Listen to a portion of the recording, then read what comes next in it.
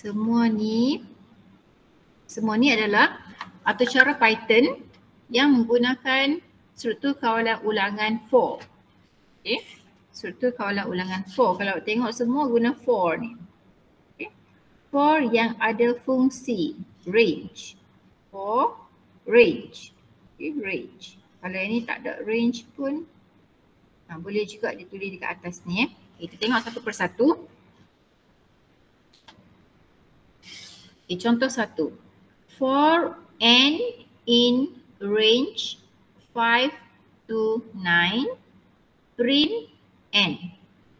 Print /n. Okey, sebelum tu siapa tahu apa maksud fungsi?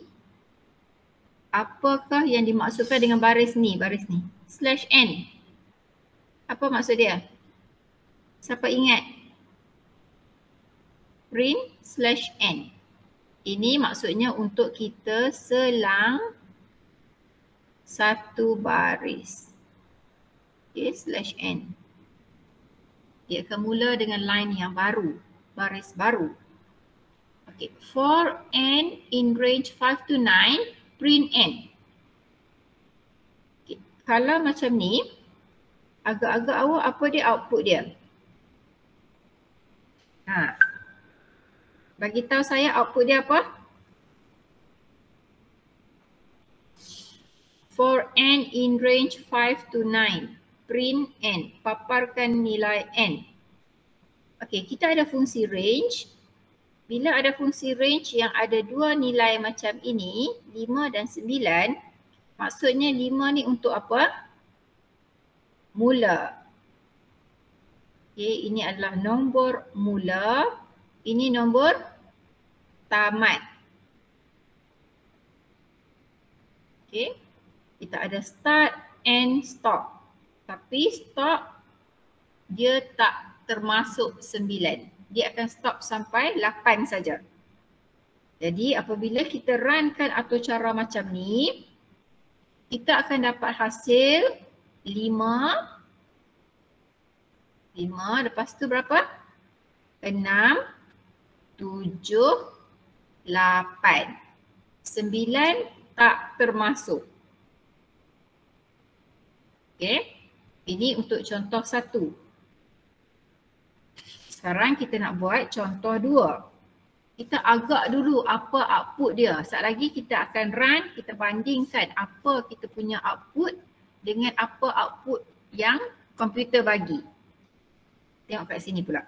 For x in range 1, 10, 2, print x. Okey. Bila kita ada 3 parameter, dalam ni dipanggil parameter. 3 parameter, maksudnya yang ni adalah untuk mula. Mula, yang ni untuk apa? Siapa ingat? Parameter yang kedua untuk tamat. Yang ni untuk langkau. Okay, kena ingat tau. Start, stop, step. Okay, paparkan M. Paparkan nilai dalam pemboleh ubah X. Okay, X kat sini bukan N, sorry. X, okay, mesti sama ni. Pemboleh ubah yang ni mesti sama. Kalau dekat sini pemboleh ubah lain, dia tak akan paparkan. Okey, jadi bila kita cuba laksanakan atau cara ni, agak-agak awak apa output yang dia akan keluar? Apa output dia? Kita akan mula dengan apa kelas? 1. 1 kan? Lepas tu? 3. 3. Lepas tu? 5. Kan? Dia tambah sebanyak 2. Okay. Lepas tu 7. Lepas tu 9. Okay. 1 tambah 2, 3. 3 tambah 2, 5. Ni sebab langkau dia 2. 5 tambah 2, 7. 7 tambah 2, 9. Okay, jadi dia stop kat sini sebab ini dah 10, 10 tak termasuk.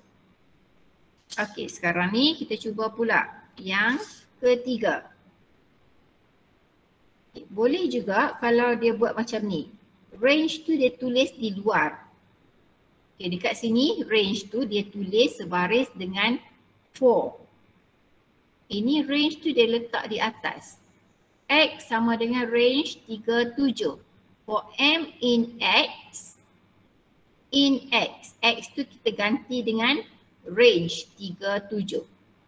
Okay. Print M. Yang ni output dia apa kelas? Okay, sebelum tu range dia ada dua parameter. Ini untuk apa? First dia untuk start, mula. Yang kedua untuk stop. Jadi output dia adalah 3. Lepas tu berapa? 4, 5, 6. 7 tak termasuk. Okey tak?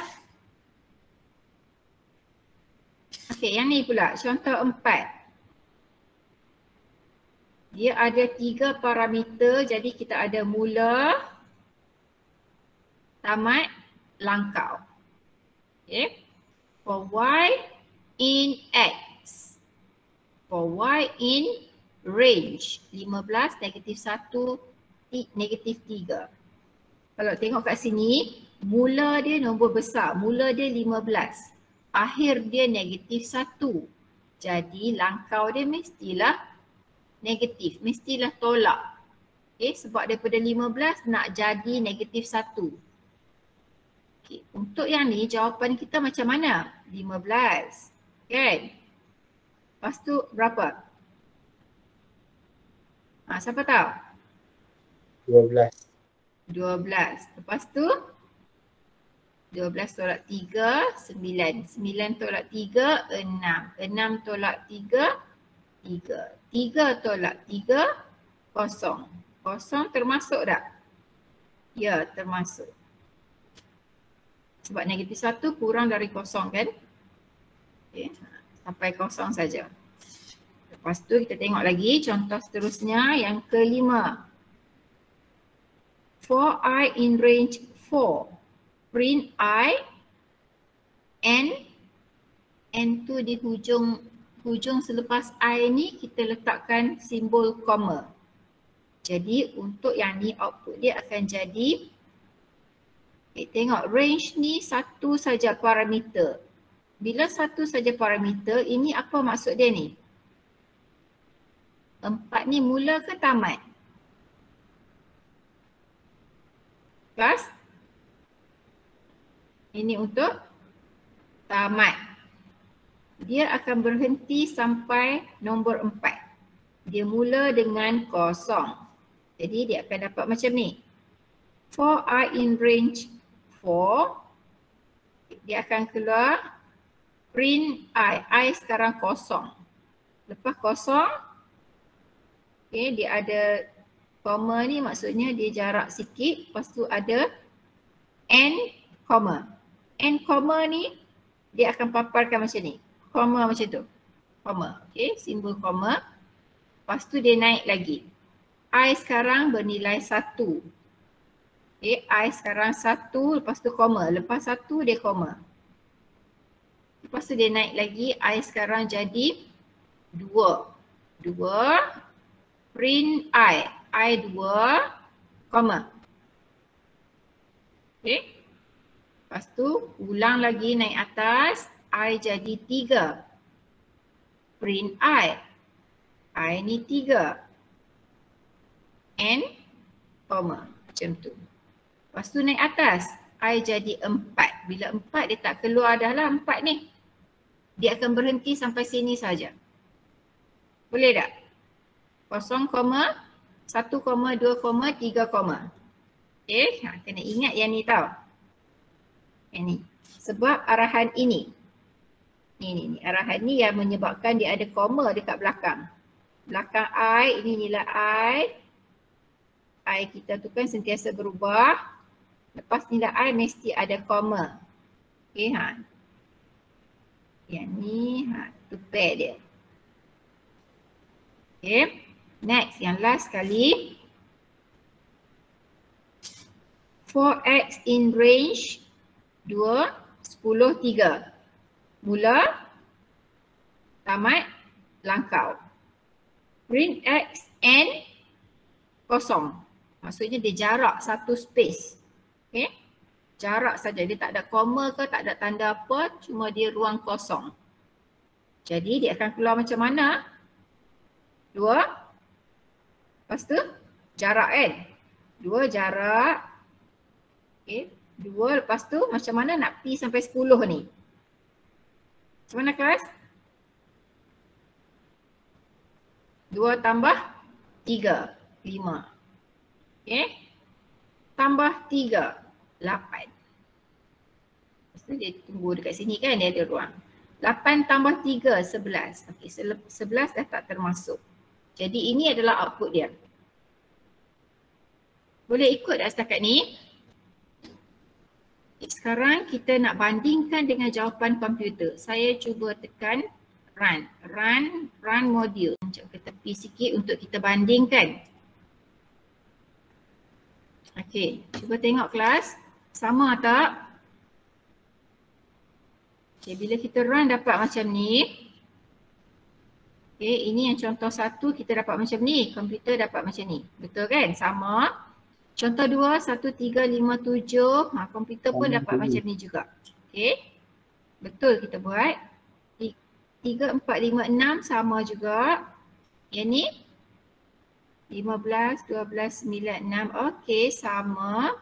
Yang ni, tengok sama kan? Ini pun sama. Boleh tak kelas?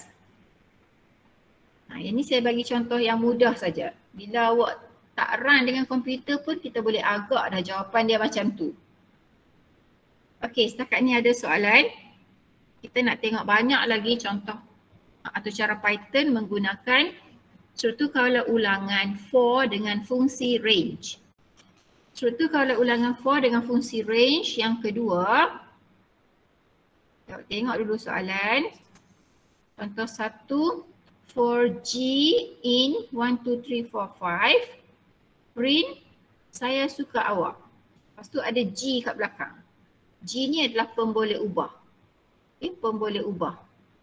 Pemboleh ubah G akan pegang nilai 1. Lepas tu dia pegang nilai 2, 3, 4 dan 5. Dia akan buat macam ni. Okay, dia akan simpan pemboleh ubah G. Nilai pertama dia adalah 1. Okay, pada ulangan yang pertama nilai dia adalah 1. Lepas tu dia akan keluar ayat ni. Saya suka awak. Lepas tu dia ada koma, dia ada jarak sikit. G. G ni bernilai 1. Jadi dia akan keluar macam ni lah output dia. Saya suka awak 1. Okay. Lepas tu untuk pusingan yang kedua dia akan ulang balik baris ni. G ni akan ambil nilai 2. Okay. G ni ambil nilai 2. Laksanakan penyataan saya suka awak juga. Tapi nilai G sekarang jadi 2. Boleh? Lepas tu dia ulang lagi lah. Ulang. Saya suka awak 1, 2, lepas tu 3, lepas tu 4, lepas tu 5. Sama juga yang ni. Okey tak kelas? Ada soalan tak? Okey, ini contoh 1. Contoh 2. Tak faham tanya, jangan biar tak faham banyak-banyak. Okey, yang ni pula. For I in range 5. Okay, yang ni adalah range untuk stop, tamat. Akhir dengan 5, tak termasuk.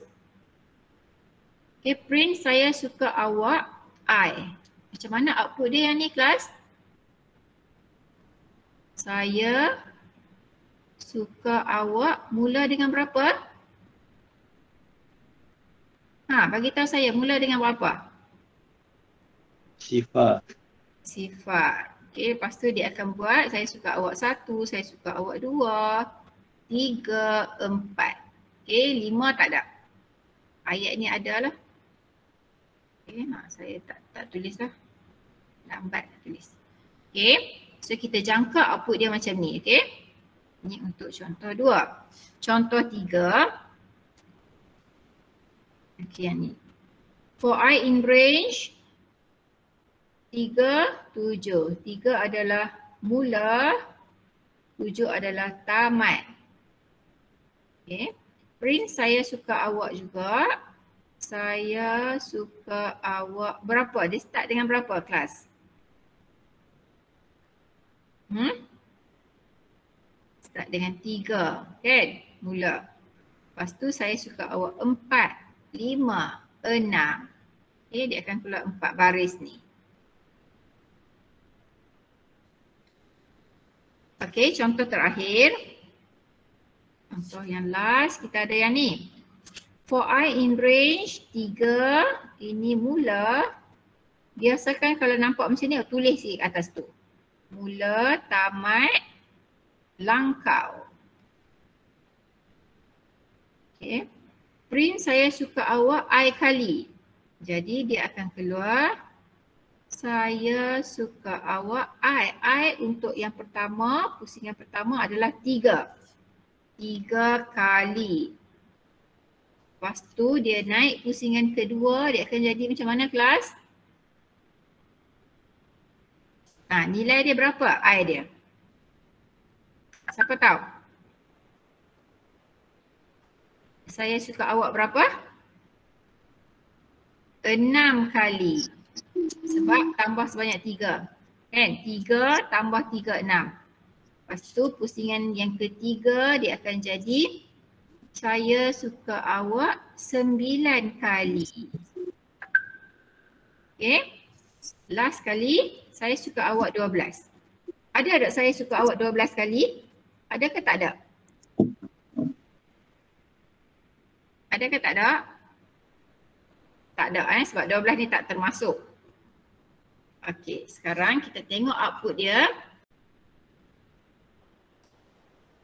Okay, banding jawapan kita dengan jawapan komputer. Saya suka awak 1, 2, 3, 4, 5. Okay, sama. Yang ni saya suka awak 0 sampai 4. Betul. Yang ni 3 sampai 6. Betul. Ini betul juga. Okay, senang je kan fungsi range. Ada soalan? Boleh tak kelas? Okey. Untuk yang ni, latihan ni, ini adalah for range untuk kita buat sifir. Kalau tengok ada pada muka surat 149 buku teks. Okey. Muka surat 149 buku teks. Dia suruh kita buat sifir, jadual sifir. Okay, jadual sifir berapa bergantung kepada input pengguna. Kalau pengguna masukkan nombor 12, jadilah sifir 12. Okay. Kalau tengok kat sini, print atau cara sifir, ini adalah tajuk dia. Nombor sama dengan input, masukkan satu nombor. Ini adalah fungsi input. Kalau awak ingat yang ni adalah fungsi input. Okay, untuk pengguna masukkan nombor. Kalau dia masukkan 12, jadilah sifir 12. Print jadual sifir nombor. Nombor tadi kalau 12, dia akan keluar kat sini. Jadual sifir 12 ialah. Okay. Lepas tu dia akan lakukan pengiraan dekat sini. For I in range 1 sampai 13, maksudnya dia akan buat sifir daripada 1 sampai 12 saja. Okay, contohnya kalau sifir 5, 1 darab 5, 2 darab 5, 3 darab 5 sampailah 12 darab 5. Okay. Output kita macam ni. Print I ni adalah pemboleh ubah bagi struktur kawalan ulangan 4. I ni akan bermula dengan berapa kelas? I bermula dengan berapa? Kosong ke berapa? I ni.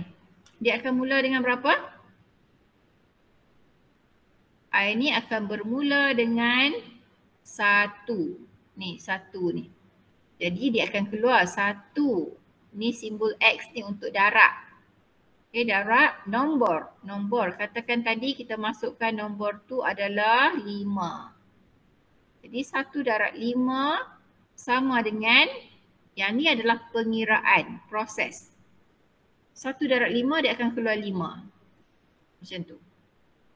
Okay. Lepas tu dia akan ulang. 2 pula. I sekarang jadi 2. 2 darab 5 dia akan keluar 10. Lepas tu 3 darab 5, 15. Sampailah 12 darab 5. Sama dengan 60. Okay. Itu perjalanan dia baris demi baris. Kita tengok output dia. Run module. Okey, dia akan keluar macam ni. Kita bandingkan. Atau cara sifir. Itu adalah tajuk, jadi dia akan keluar tajuk dia. Ni atau cara sifir ni sama.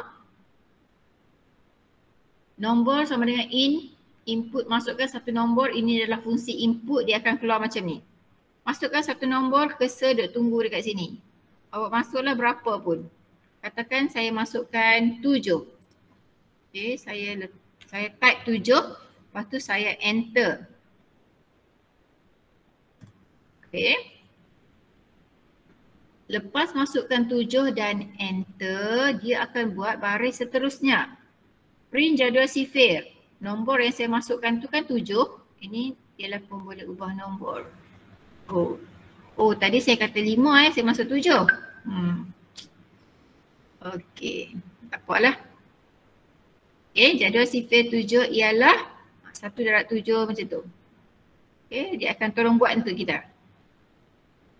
Yang penting daripada 1 sampai 12. Okay, ni. Yang ni nilai yang sama sebab kita dah tetapkan darab nombor. Nombor ni nilai yang sama yang pengguna masukkan. Okay, nilai ni berubah. Sebab apa berubah? Sebab dia bergantung kepada nilai I. Ni nilai I ni yang berubah kan? Nilai nombor tu tak berubah. Sebab itulah yang ni jadi sama je.